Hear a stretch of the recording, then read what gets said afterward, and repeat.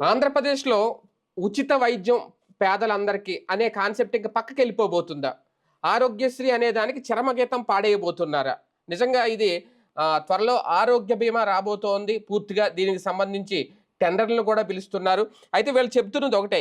ఏడాదికి 25,00,000 రూపాయల విలువైన చికిత్సను అందిస్తారు ఈ బీమా ద్వారా.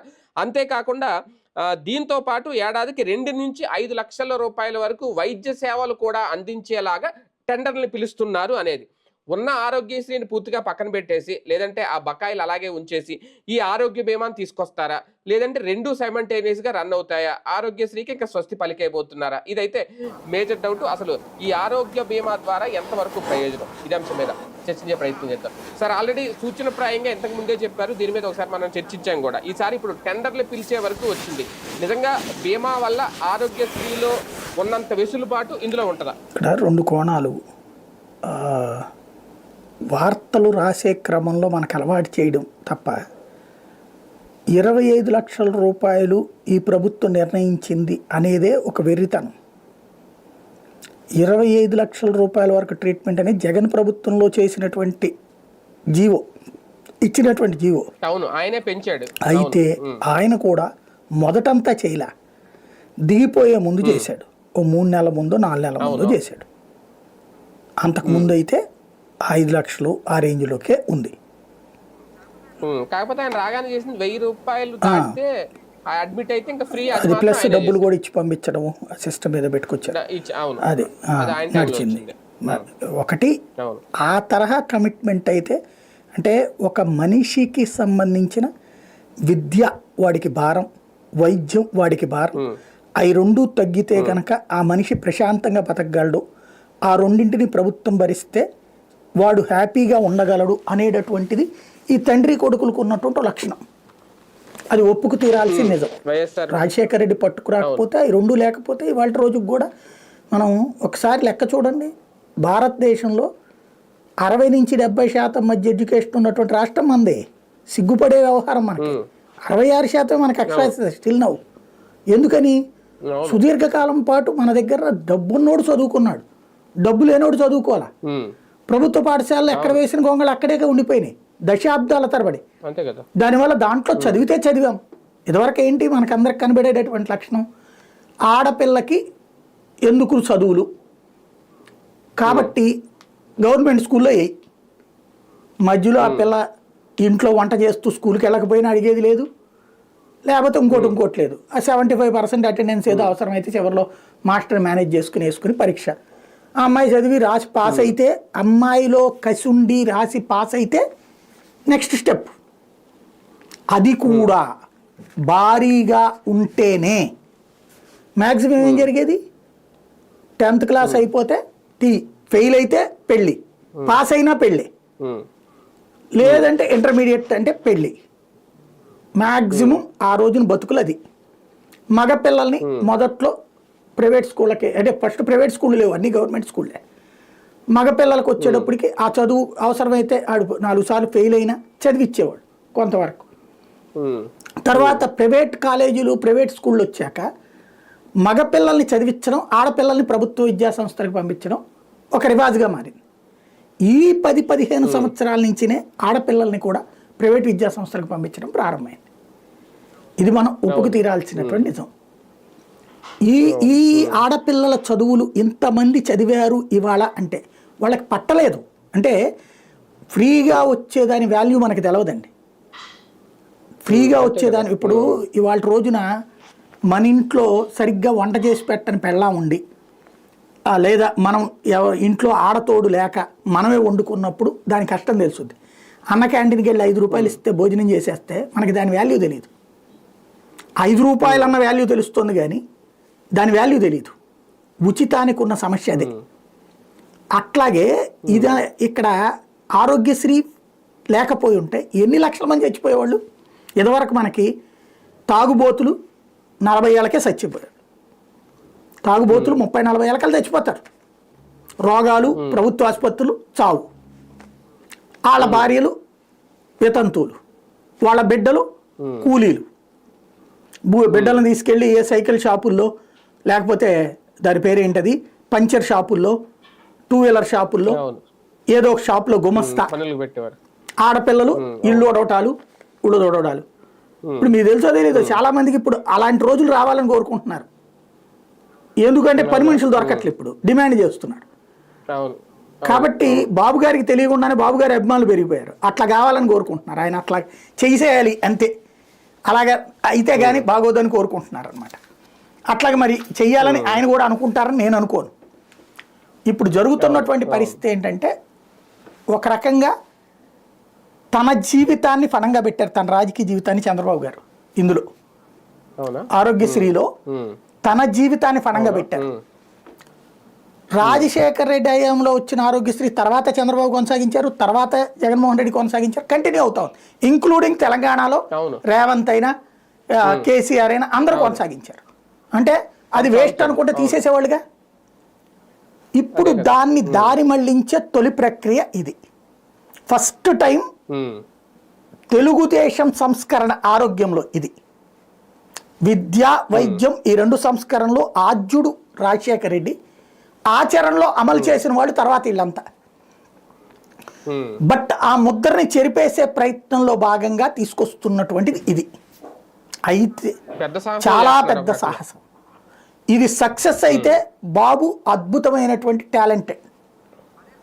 అదే నా డౌట్ సార్, ఎలా అదే అంటే మనం సక్సెస్ అవ్వాలని కోరుకున్నాం. ఆయన విజనరీకి అర్థం అవుతుంది. ఫెయిల్ అయితే కొన్ని లక్షల జీవితాలు నాశనం అయిపోతాయి, కొన్ని కోట్ల మంది విలవెల్లాడతారు. మనం ఇక్కడ నాకు ఇందులో ఉన్న ఒకే ఒక అబ్జెక్షన్ ఏంటంటే, రివర్స్ చేసుంటే బాగుండేది. అంటే వీళ్ళు ఏమంటున్నారు, 5 లక్షల వరకు ఉదేమో ఇన్సూరెన్సు, 25 లక్షల దాకా ఆరోగ్యశ్రీ ట్రస్ట్ అంటున్నారు. అలా కాకుండా 5 లక్షల వరకు ప్రభుత్వం పెట్టుకో, 5 తర్వాత 25 లక్షల దానికి తీసుకెళ్ళి ఇన్సూరెన్స్ పెట్టు. అది ఉండేది పరిమితం అండి. ప్రభుత్వ ఉద్యోగుల, జర్నలిస్టుల, లేకపోతే ఇట్లాంటి పెన్షన్దారులు వీళ్ళకే ఉంటుంది. వాళ్ళకి ఇన్సూరెన్స్ కట్టించు, వాళ్ళు పెద్ద ప్రాబ్లం కాదు, అవసరమైతే కట్టుకోగలుగుతారు కొంత. కానీ వీళ్ళు కట్టుకోలేరు. ఇది ఎట్లా ఉంటుందంటే, నాకు బాగా గుర్తు, నేను చిన్నప్పుడంతా కూడా హాస్పిటల్లో బాధితుడిని. 2 సార్లు చెయ్యి ఇరిగింది, 7th ఒకసారి 10th ఒకసారి. అపెండిసైటిస్ ఆపరేషను, కాలుకి ముళ్ళు గుచ్చుకునేదంతా సెప్టిక్ ఏదో ఒక ఆపరేషను. బస్సు దగ్గర నుంచి కింద పడి 2 కాళ్ళు దొక్కుపోయి అయ్యొకసారి. ఇట్లా ఆసుపత్రులు. ఒక్కసారి హాస్పిటల్కి వెళ్తే 3 సంవత్సరాలు పట్టేది మా నాన్న అప్పు తీర్చడానికి. షాపులో అడ్వాన్స్ తీసుకోవాలి. నాకు చెయ్యి ఇరిగినప్పుడు ఓ 1000 రూపాయలు అడ్వాన్స్, ఆయనకు వచ్చే జీతం 350 రూపాయలు. ఏం చేయాలి ఆయన? నెలకి 50 రూపాయలు చొప్పున కట్ చేసుకోవాలి. అంటే దానివల్ల ఇంట్లో మేము నిత్యావసర వస్తువుల్లో ఒకటి తగ్గించుకోవాలి, లేదా టిఫినో ఏదో తగ్గించుకోవాలి. ఇది చాలా నార్మల్గా కనబడుతుందండి, ధనవంతుడికి ఏం కనిపించదు ఇందులో. అట్లాగే ఒక అపెండిసైటిస్ వచ్చినప్పుడు ఇదే సమస్య. ఇట్లాగా సఫర్ అయినటువంటి కుటుంబాల నుంచి వచ్చిన వాళ్ళం మనం, నాలాంటి వాడైతే. కాబట్టి నాకు దాని విలువ బాగా తెలుసు. ఎక్కడ ఎందుకు, నేను ఉద్యోగంలోకి వచ్చాక మనకేమో చేజాచి అలవాట్లే, ఇంకోటి బెదిరించే అలవాట్లే. దానివలన డెలివరీకి హాస్పిటల్కి తీసుకెళ్ళడానికి డబ్బులు లేక తిప్పలు పడ్డటువంటి సందర్భం నేను ఇంతకుముందు ఒకసారి చెప్పాను కూడా. అది మళ్ళీ ప్రత్యేకించి చెప్పదలుచుకోలేదు. అది 2000 రూపాయలు లేక గవర్నమెంట్ హాస్పిటల్లో డెలివరీకి తీసుకెళ్ళా. ఇది టెస్ట్లు అంటే మన దాన్ని ఏమంటారు, ముందు టెస్ట్లు ఉంటుంటాయి కదా డెలివరీకి, 9 నెలల్లో అట్లాగే చేసి చిట్ట చివరి రోజున డెలివరీ టైంకి నేనేమో ఆఫీస్లో ఉన్నాను. ఆ టైంకి నొప్పులు వచ్చినాయి. ఆ హాస్పిటల్ ఎదురుగుండా ఇల్లు తీసుకున్నా దానికోసం. కానీ చివరి నిమిషంలో వాళ్ళు చేర్చుకోమనేశారు. ఎందుకయ్యా అంటే, రాసుకునేటప్పుడు డీటెయిల్స్లో జర్నలిస్టు అని చెప్పారట. మా దగ్గర దుమ్ముంది, ఇక్కడ సరైన గుడ్డ లేదు, తేడా వస్తే మీ వాళ్ళు రాస్తారు, మొన్న వాళ్ళు వచ్చిన మీ ఆయన రాసిన వార్తల తర్వాతనే కొంతమంది సస్పెండ్ అయ్యారు అనేసి వాళ్ళు ఆపేశారు. ఆ టైంలో నొప్పులు ఏం చేయాలా? వేరే ప్రైవేట్ హాస్పిటల్కి తీసుకెళ్ళడానికి నా జేబులో ఉంది 700 రూపాయలు. గవర్నమెంట్ హాస్పిటల్ డెలివరీ అవుతుంది కదా 700 పై ఖర్చులు సరిపోతాయని నేను ప్రిపేర్డ్గా ఉన్నా. బట్ జరిగింది అది. నానా నరకం అనుభవించా. చివరికి అదృష్టవశాత్తు ఇలా చాలా మంది మళ్ళీ అక్కడ ఆఫీసులో అడ్వాన్స్ అడిగితే ఆ ఏడాది అదృష్టవశాత్తు బిడ్డ అదృష్టవశాత్తు వాళ్ళు బోనస్ ఇచ్చారు అడ్వాన్స్ కాకుండా. బట్ అప్పటికే నాకు అక్కడ అప్పు ఉంది, ప్రతి నెల 150 రూపాయలు కట్ అవుతుంది నాకు జీతానికి. అంటే ఈ హాస్పిటల్ ఖర్చుకి సంబంధించిన బాధ పడ్డ నాలాంటికి తెలుసు ఎంత తిప్పలు ఉంటాయి అనేది. అట్లాగే personal loan, credit card loan, అదేది జంబో లోను, బొంబో లోన్, ఇట్లాంటి 4 లోన్లు పెడితే కానీ అమ్మా నాన్నలకు హాస్పిటల్ ట్రీట్మెంట్ అవ్వాలి. నాకు నేను తీసుకెళ్ళి గవర్నమెంట్ హాస్పిటల్లో పెట్టలేను, నాకు ఆరోగ్యశ్రీ లేదు. ఎన్ని నెలల హాస్పిటల్లో ఉన్నారు వాళ్ళు ఏంటనేది నా ఫ్రెండ్స్కి కానీ నా బంధువులందరికీ తెలుసు. ఎందుకు నా వీడియోలు చూసే వాళ్ళకి కూడా చాలా మందికి తెలుసు. ఏది హాస్పిటల్లో కూర్చుని వీడియోలు కూడా చేశాం కదా, నెలల తరబడి ఎంత ఖర్చు అయ్యింది ఏంటి. అదృష్టవశాత్తు అదే టైంకి యూట్యూబ్ కూడా సెట్ అవ్వడం మూలంగా సమాజం నాకు బతికిచ్చింది అనుకుంటా నేను కొంత ఆ టైం. అంటే మనిషికి అంత అంటే సమాజంలో మనమేం అడుక్కోలే ఇక్కడ, ఇది మా అమ్మకి ఎట్లుంది మా నాన్నకి ఎట్లుంది అని చెప్పేసి. బట్ వ్యూవర్స్ వాళ్ళు చూడటం వల్ల వచ్చిన డబ్బులే మనకి ఇక్కడ. ఏ రోజున మనం ఈ రోజు వరకు కూడా నాది నెంబర్ పెడతాను డబ్బులు వేయండి ఇట్లా అడగలేదు కదా మనం ఏ రోజున కూడా. అది మనం ఒక పద్ధతిలో ఉన్నాం. ఇప్పుడు నేనేమంటానంటే ఆరోగ్యశ్రీ అక్కడ చూశాను నేను ఆ టైంలో ఎంత సఫర్ అవుతుంటారు. ఫస్ట్ వచ్చేసేసి హాస్పిటల్కి వచ్చేసాక గవర్నమెంట్ ఈ ప్రైవేట్ హాస్పిటల్ వాళ్ళు కోరుకునేది ఏంటంటే రాగానే సోన్స్ ఆపరేషన్ అన్నాడు అనుకోండి డాక్టర్, అయ్యా నాకు వైట్ రేషన్ కార్డు ఉంది, ఓకేనాయా అడవంత వెళ్ళు ఆరోగ్య మిత్ర ఉంటారు వెళ్ళి కలవండి అని చెప్తారు. అక్కడికి వెళ్ళిపోతే పని అయిపోయింది అనుకోండి, వాడు గుండె మీద చేసుకుంటాడు, పైన 500 1000 రూపాయలు 2000 ఖర్చులకి ఏర్పాటు చేసుకుంటాడు. అలా కాకుండా 1,00,000 అవుతుందయ్యా, లేదో 2 లక్షలు అవుతాయా, ఆరోగ్యశ్రీ వస్తుందో లేదో తెలియదయ్యా, ముందు మీరు లెటర్ పెట్టండి అన్నాడు అనుకోండి, గుండెలు గుబగుబలాడతాయి. ఎందుకంటే ఇక్కడ మనిషి బెడ్ మీద ఉన్నప్పుడు ఏం పర్లేదు అనుకునే మనస్తత్వం ఉంటుంది ఎవరికైనా. డబ్బులు దాకా ఆగాల, అప్పుడు ప్రతి క్షణం నరకం అనిపిస్తాడు, ప్రతి క్షణం ప్రభుత్వాన్ని తిట్టుకుంటాడు. ఇక్కడ గుర్తుపెట్టుకోవాల్సింది ఏంటంటే అంతంత డబ్బులు ఉంటే అసలు ఈ పథకమే అక్కర్లేదుగా. ఒక దరిద్రం ఏంటంటే ఇప్పుడు అలా చదువుకుని ఆడపిల్లలు రాజశేఖర రెడ్డి హయాంలో ఇచ్చిన సంక్షేమ పథకాల వలన ఫీజు రియంబర్స్మెంట్ వల్ల చదువుకున్న మగపిల్లలు ఆడపిల్లలు ఇవాళ ఉద్యోగాలు చేస్తున్నారు లేదా వ్యవస్థల్లో ఉన్నారు. వాళ్ళెవరు అందుకని ఓటేలా లేదు. ఆరోగ్యశ్రీ కింద ఆ రోజు నుండి ఈ రోజు వరకు కొన్ని లక్షల మంది బాగుపడ్డారు, అది ఇచ్చారు కదా అని ఓటేలా. కాబట్టి ఇక్కడ ఈ పని చేస్తున్నారు అంటే అది ఇచ్చారని ఓటేం వేయట్లేదు కదా. ఎక్కడ ఎందుకు మిర్చి ఆటికి నేను జగన్ వెళ్ళాడు, అప్పట్లో 20,000 25,000 పోయిందని బాబు గారే కేంద్రానికి లేఖ రాశారు. ఇప్పుడు 10,000 11,000 అంటే బాధపడుతున్నారని. ఆ 20,000 తీసుకున్నాడు ఏమన్నా ఓటేసాడా జగన్కి? లేదు. అంటే ఎలక్షన్ దగ్గరకు వచ్చేటప్పటికి ఎవడు కులం వాడిదే, ఎవడ నాయకుడు వాడే, ఎవడు వ్యవహారం వాడిదే, ఎవడు పార్టీ వాడిదే. కాబట్టి ఈ పథకాలు ఇప్పటిదాకా ఏవైతే ప్రజల ప్రాణాలని కాపాడినాయో, ప్రజల విద్యని కాపాడినాయో, ప్రజల భవిష్యత్తును కాపాడినాయో అవి ఇప్పుడు సస్పెన్స్లోకి వస్తున్నాయి. ఇది తెగిస్తున్నారు. కానీ ఇక్కడే నా డౌట్ ఏంటంటే వచ్చిన దాని మీదన పెద్దగా ఫీల్ అవ్వట్ల జనం, రాకపోతే ఫీల్ అవుతారు అనుకుంటున్నాను నేను. రాకపోతే ఫీల్ అవుతారు. ఇప్పుడు వాలంటీర్ని ఉన్నప్పుడు అతను ఫీల్ అవ్వాలా అది నా గొప్పతనం అని, పోయాక ఫీల్ అయ్యాడుగా. సచివాలయంలో ఉద్యోగం ఇచ్చినప్పుడు ఫీల్ అయ్యాలా నాకు ఇంత గొప్ప ఉద్యోగం వచ్చిందని, ఇప్పుడు వాళ్ళని నేర్పిస్తుంటే ఫీల్ అవుతున్నాడు. అట్లాగే కాంట్రాక్ట్ సిబ్బందికి కాంట్రాక్ట్ రెగ్యులరైజ్ చేసినప్పుడు ఫీల్ కాల, ఏదో ఎన్నేళ్ళ నుంచి కొట్టుకున్న వాళ్ళకి వస్తుందిలే అనుకున్నారు, ఇప్పుడు ఆగిన వాళ్ళు ఫీల్ అవుతున్నారు. మహిళలకి వీళ్ళకి డబ్బులు ఇచ్చినప్పుడు వాళ్ళు ఫీల్ కాల గొప్పగా, ఆగినప్పుడు ఫీల్ అవుతున్నారు. కానీ ఇక్కడ డిఫరెన్స్ ఒకటి సార్, ఆరోగ్యశ్రీకి ఆరోగ్య బీమాకి అంటే ప్రాక్టికల్గా మనం చూసింది మాట్లాడుకుంటే ఆరోగ్యశ్రీ ద్వారా అడ్మిట్ అయితే ఇమీడియట్గా ఆ డిసీజన్ బట్టి వెంటనే ఆపరేషన్ చేయాలి, సర్జరీ చేయాలి, క్లెయిమ్ చేసేసుకునేవారు ఒకసారి ఆరోగ్యశ్రీ కార్డు లేకపోయినా తెల్ల రేషన్ కార్డు ద్వారా. కానీ ఇప్పుడు ఈ బీమాలో ఖచ్చితంగా ఆ బీమా సంస్థ నుంచి అప్రూవల్ తీసుకుంటారు సార్ వాళ్ళు. వీళ్ళు చెప్తున్నదే ఈనాడులో రాసిందే చూసుకుంటే వీళ్ళు గొప్పగా రాసింది ఏంటి అంటే ఒకవేళ ట్రస్ట్ ద్వారా వెళ్తే 24 గంటల సమయం పడుతుంది, అదే బీమా ద్వారా వెళ్తే 6 గంటల్లోనే అనుమతి తీసుకుని చికిత్స స్టార్ట్ చేస్తాం అనేది. కానీ ఆరోగ్యశ్రీలో 6 గంటలు కూడా టైం పట్టదు సార్. ఒక్కోసారి ఇమీడియట్ గా వాళ్ళు యాక్షన్ తీసుకుని స్టార్ట్ చేసేస్తారు. ప్రభుత్వం ఇస్తుందని నమ్మకం. ఎందుకంటే 2021లో మా నాన్నగారికి హెల్త్ బాగోపోతే అప్పట్లో హార్ట్ సర్జరీ చేయించాను నేను. అప్పుడు స్టంట్ వేసినప్పుడు కూడా అసలు ఏం మాట్లాడలేదు, ఇమీడియట్ గా ప్రాసెస్ స్టార్ట్ చేశారు.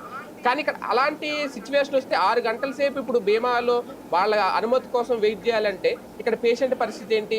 మళ్ళీ వీళ్ళు చెప్తున్నారు ఒకవేళ రిజెక్ట్ అయితేనంటే మళ్ళీ అప్పీల్ చేసుకునే వెసులుబాటు కూడా ఇస్తారట. ఒకవేళ బీమా సంస్థ దాన్ని రిజెక్ట్ చేస్తే మళ్ళీ అప్పీల్ చేసుకోవడానికి ఇంకో 6 గంటలు వెయిట్ చేయాలా?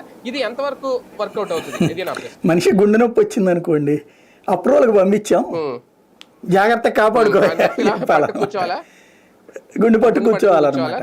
స్టంట్ వేయాలంటే గనక ఈ లోపు ఆడంటాడు ఆల్రెడీ గుండె నొప్పి వచ్చిందని మాకు ఇంటిమేట్ చేయలేదు ఇల్లు కాబట్టి తప్పు అంటాడు ఇన్సూరెన్స్.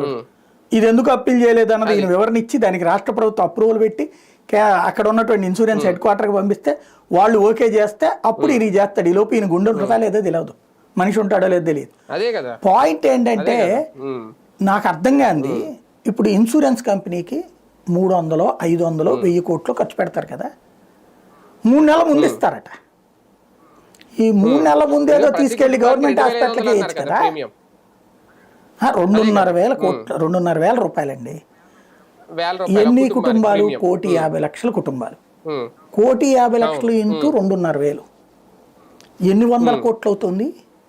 ఈ డబ్బులు నువ్వు 3 నెలల ముందు కాకుండా ఏ నెలకు ఆ నెల డాక్టర్లకు వేసేస్తే దన్నం పెట్టి చేస్తారు కదా వాళ్ళు పని, దన్నం పెట్టి చేస్తారు వాళ్ళు. ఎందుకు వద్దంటున్నావు నువ్వు? ఇన్సూరెన్స్తో వచ్చే సమస్య. నేను 2009 10వ సంవత్సరం 2010లో నాకు జర్మనీకి వెళ్ళినప్పుడు శాలరీ 1 lakh అనమాట. ఆ ఇయర్ మనకి ట్యాక్స్ ఎగ్జంప్షన్స్ ఎట్లాగో అన్నటువంటి పాయింట్ దగ్గర హౌసింగ్ లోను, ఇన్సూరెన్సెస్, పిల్లల స్కూల్ ఫీజులు అని చెప్పారు. అప్పటి నుంచి నేను హెల్త్ ఇన్సూరెన్స్ కడతానే ఉన్నా. ఇన్ని సంవత్సరాలలో 3 సార్లు నాకు ప్రాబ్లం వచ్చింది. ఆ టైంకి ఇది అడిగితే వాడు ఏదో ఒక సాకు పెట్టి రిజెక్ట్ చేశాడు. మళ్ళీ నా దగ్గర 4 ఇన్సూరెన్సులు ఉన్నాయి, 4 కడతా నేను. ఒక్క దాంట్లో క్లెయిమ్ కాల, ఏదో ఒక వంక పెడతాడు.